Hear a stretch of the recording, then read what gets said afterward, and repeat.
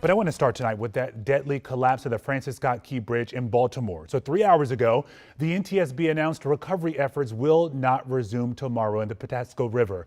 They're moving to a salvage operation. Crews found the bodies of 2 men in a pickup truck underwater today.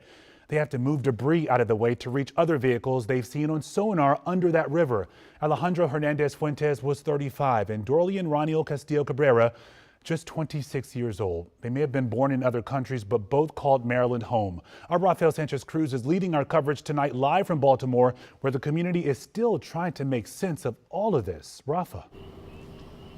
Yeah, that's right, Lorenzo. And in the last 2 hours, we were told that the NTSB is saying that it was a matter of 3 minutes from the moment that the ship's pilot alerted authorities that something was wrong to the moment that the Key Bridge collapsed. That's what the NTSB told us in the last 2 hours. Tonight, the independent federal agency says they're still in the information gathering stage of this investigation, but we're going to walk you through what they're calling a preliminary timeline.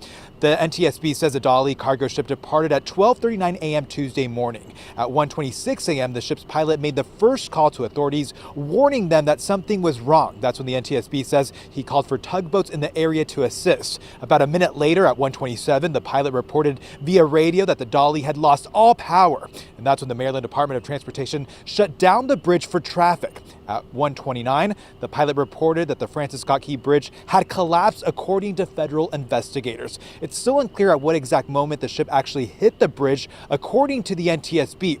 Now, federal authorities say 21 crew members and 2 pilots are on board that container ship that right now has power but cannot move. NTSB says the Dolly was carrying 56 containers of hazardous materials, and some of those containers have been breached, which has made the area very dangerous for investigators. Officials were unable to tell us what those materials are. However, they did tell us that some of those containers are in the water. The number, we still don't know.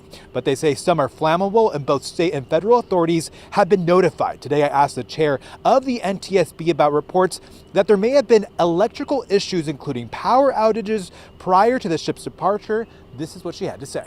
We don't have any information of outages on board the vessel prior to that time. Certainly, we are going to look at what we can get from the VDR data because there should be 30 days. So hopefully we'll be able to find something in that data if the entire 30 days is there. But we are aware of the reports, and that's something that we need to look into.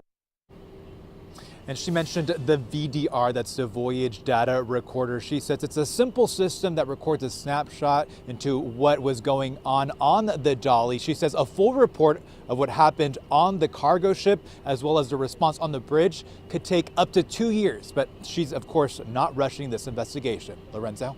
So much happened in that 3-minute time frame. We heard from Governor Moore saying a little earlier, this is certainly going to be a difficult and tedious process moving forward. All right, Rafa, thank you. And